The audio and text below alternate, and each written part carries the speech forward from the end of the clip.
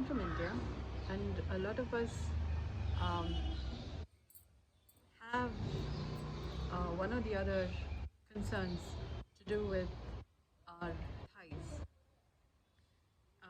And why do I mention India and connection with thighs is um, in our mythological stories, we have the story of Shakuni. Yeah? And mythology has a very intuitive connection with our body, with our how we live our life, our experience of um, good and bad, and there are several stories connected with what happens if we follow the good path, what happens if we follow the bad path, and then how the story of our life takes shape accordingly. So, why do I mention Shakuni is famous for many things, according to mythological stories. Kindly excuse the noise in the background. I'm speaking from available space and with the level of silence and with the light available.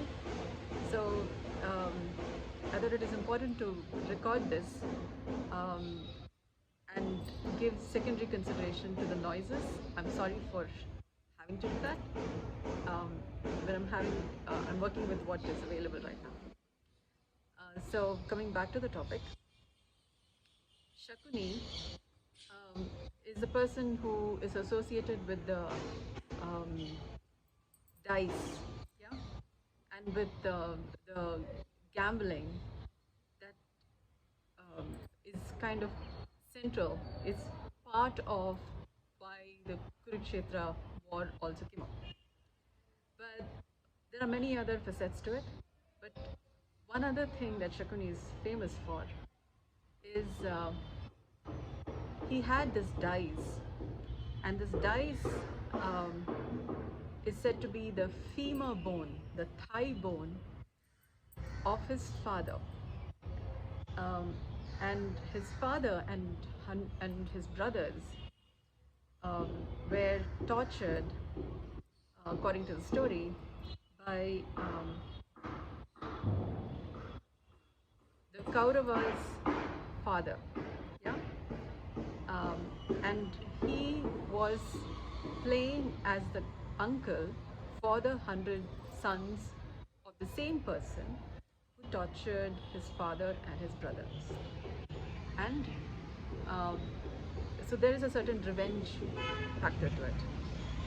Another factor to it is his father, while he was dying, he asked Shakuni to take his femur bone, his thigh bone, and make a dice out of it. And all his brothers and the father's energy, yeah, strength of spirit, so to speak, or if that's a word, strength is would in some way be part of that dice. And that dice has been very instrumental in how the game, the gambling, happened, and the Kauravas won. Yeah, according to the Mahabharata, the story as has been told, and the dice has been instrumental in also in how the game was won by the Kauravas. Um, and eventually, well, the story goes on further from there on what happened. Now, it is said that the Ramayana and Mahabharata, these are all stories which happened many years back in the history of India. And there are people from these stories who have then formed further generations. You know, their grandchildren and many others. So, many other generations who now populate India and then are also populating other parts of the world. Now, what that means is the story of life and how their lives took shape and how their health was and what was passed on through generations is also present in the future generations, in their future generations, which means people who are alive today, not just in India but in other countries also, would have genetic information, the story of life as has been passed down, as has been experienced by them, and has passed down future generations is also part of how we live our life in some way or the other today. So there are diseases, there are what we call as the drama triad, victim, perpetrator, rescuer, which is also uh, part of how the Ramayana, Mahabharata, and all those stories also have um, encompassed within them as how life was lived and what came before, what happened after, what events followed through, what kind of wealth and prosperity and experience of living of future generations, of their generations. It's all part of. If you follow the Ramayana and Mahabharata, you will know some of the stories that's there, and these are regarded as classic epics, which means one or the other form of their stories is still available, is still prevalent in our everyday lives, one way or the other, more or less. Why am I mentioning Shakuni in relationship with this is, he had a limp, yeah? And according to the story that he is important in, is that is the bones. The bones had the power to influence the story of life from there. Yeah, and he was holding it while he was being an uncle to the Kauravas, to people around there, and he wasn't. He cared for them, but inside was revenge. Yeah, and it is only when it is further said that only when the bones healed, yeah, did did any resolution to anything actually happen? Yeah. Where is that mentioned? Well, the Vedas also talk about how Dadyancha, for example, or Atharvana, who is the son who wrote the Atharvana Veda. Yeah. Okay, Dadyancha is Atharvana's father. Yeah. Um, I may have gotten the timelines a little off, but Dadyancha, he's sage, but it's this person's sacrifice. He is said to have melted his bones and muscles in making an arrow for Indra that helped Indra win the war against somebody who was against the gods. Yeah? And it is that symbol of sacrifice where he melted his bones and muscles, blood. Yeah, that is represented in the Paramveer Chakra. Yeah, as um, so. Why am I mentioning that? Is bones healing the bones um, has the effect of healing that which has been held inside so much that you have revenge and those kinds of um, wounds. Yeah, the person is continuing to simmer with that, and with the reference of Shakuni, the revenge simmering inside wiped out the entire, um, yeah, defeated the entire clan of the Kauravas. Lots of destruction between both the families, Pandavas and the Kauravas, and revenge um, has caused much havoc. Yeah. So, in the work that I do, it's about we have had generations of this. Now we are so many years after that event, after those events. But within us are these revenge and the war thought mentalities and diseases from there. Our experience of living is not as um, comfortable, as normal, and beautiful as we would like it to be, because we are dealing with one way or the other diseases and war, those kinds of thought lines in one way or the other. And so much so that in some way we've come to kind of, in some way, think that diseases are normal. Yeah, sukha and dukkha are two parts of life, but how we regard it is there is so much of it that people are talking about liberation and those kinds of things. Now, why am I so? This video is in reference to the femur. the story of the femur in relationship with our experience of living and how we continue to maintain a certain tough, not so fine experience of living because of how our thighs are and how our thigh bones are, is also told through mythological stories, through the story of Shakuni. Yeah. So, through Nirbeeja Yoga, I thought it would be helpful to begin to heal our thigh and our femur bones, yeah, which hold, um, when we are running, for example, we hold our muscles tight. When we want to run, we are in a difficult situation, but we want to run, we hold it in, yeah. We somehow, sometimes are not always able to run away from, say, a boss is screaming at us. And we have to, as a subordinate, we sometimes have to just simply stand there and listen to the whole thing while we actually want to run away. But how do we not run away? Is by holding on tightly, um, those emotions, those instincts in our thighs. Yeah. Um, uh, we may be afraid sometimes. We may want to fight sometimes. We may be in tough situations where we cannot do that, and we hold it all in some way in our thighs.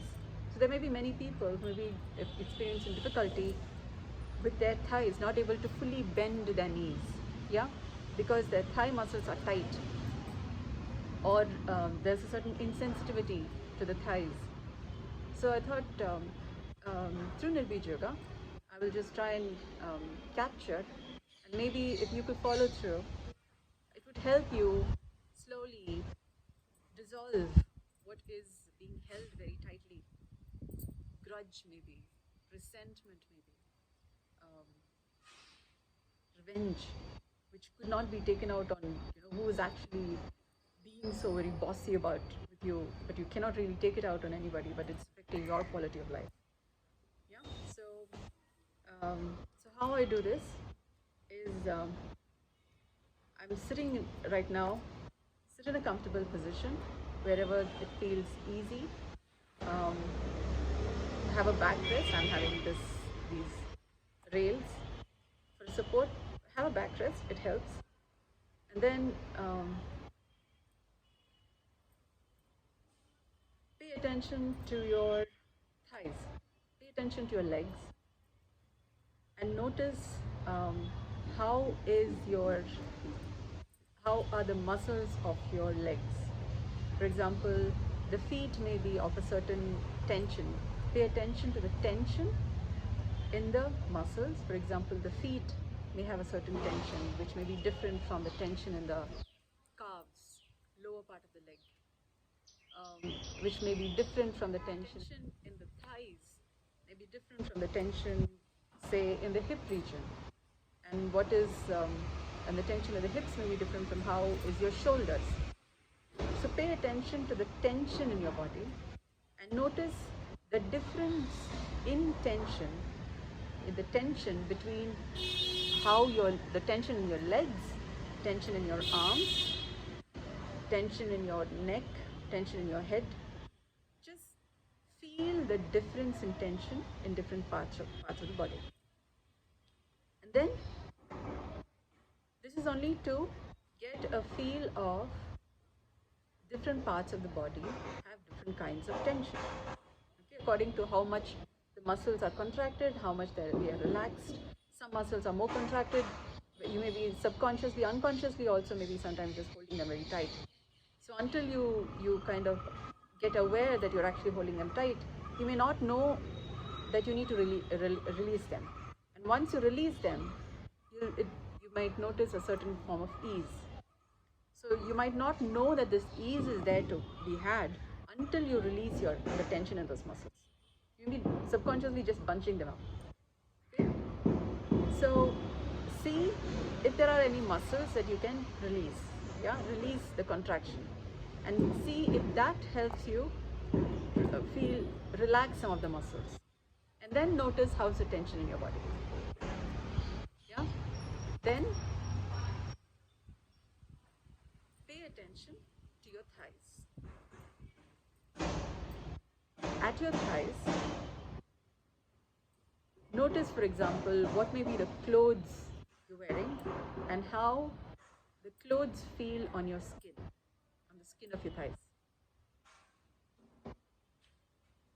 Um, Notice maybe the temperature of the clothes on your skin.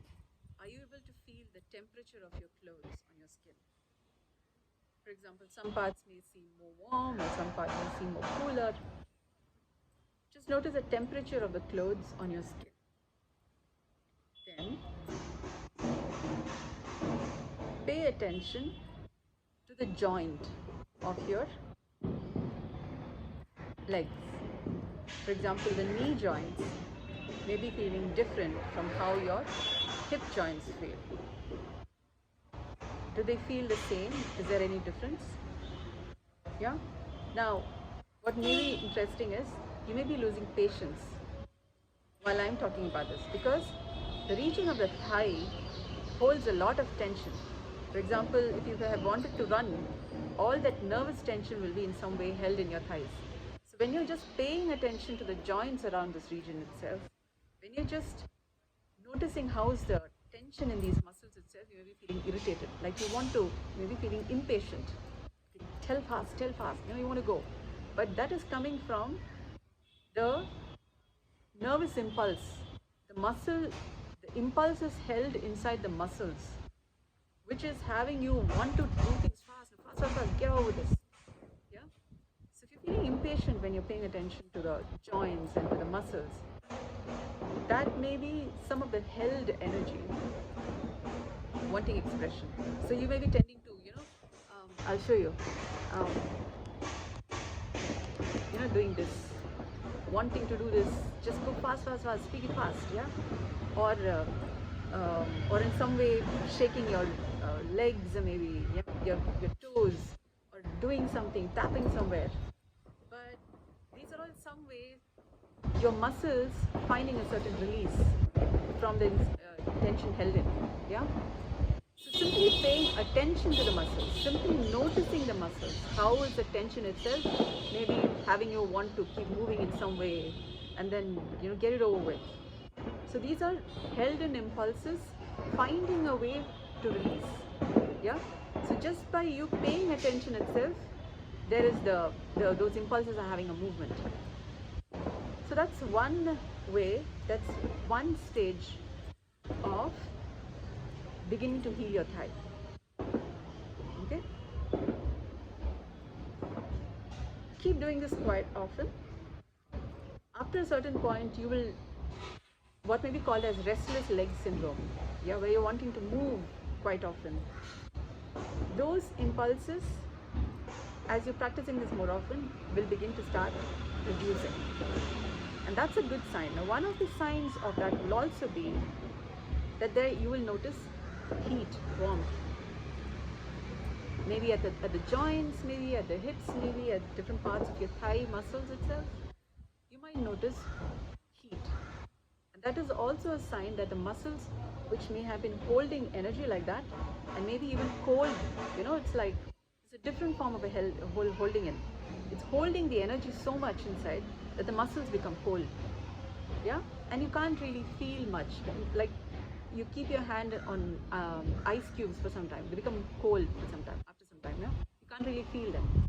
But if you are insensate to what is happening, it might, even cut off the blood supply to that place, and that's not very healthy either. That's a form of, it's a bad sign, yeah? So pay attention to the muscles, pay attention to the impulse, but notice the temperature of your um, thighs, your joints, your muscles, and so you're likely to notice every now and then a release of heat. There might be heat waves, bursts of heat. You might just sweat. So these are all signs that what has been held in like that is releasing in some way. Yeah. So another thing that you could notice is that you could have emotions, slight emotional tension. You could also have memories coming up, because there may be tissue memories held in, so there could be memories coming up. Um, you could have nightmares, but for which it is recommended that you have green salad. What that means is tomatoes, greens, leafy greens, carrots, cucumbers, those kinds of things more in your diet while you're paying attention to this. And that will help restore some of the um, sattva guna, they say. Yeah, when you're having vegetables, they help um, restore the life um, enlivening aspects, yeah, um, back in our body, so that if there has been these deleterious revenge and wanting to run away kind of impulses, or in some way you don't run away, yeah, you stand there and make things happen, that takes some energy. So those may be in some way held in, and that will uh, so to heal those things without causing any trouble to yourself or to others, it requires this sattva guna to heal it. So fresh vegetables, tender coconut, really good. Um, Curd, yeah, milk, really good. Yeah, water, really good. Yeah. So include these into your diet. You will be saying, okay, I have some salads. But when you're doing Thai work, you need more of it, because you could be healing many years of held in energy.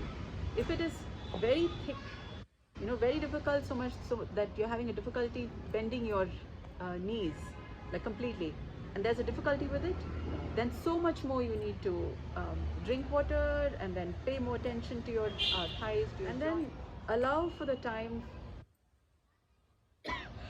excuse me, with time your knee muscles will soften.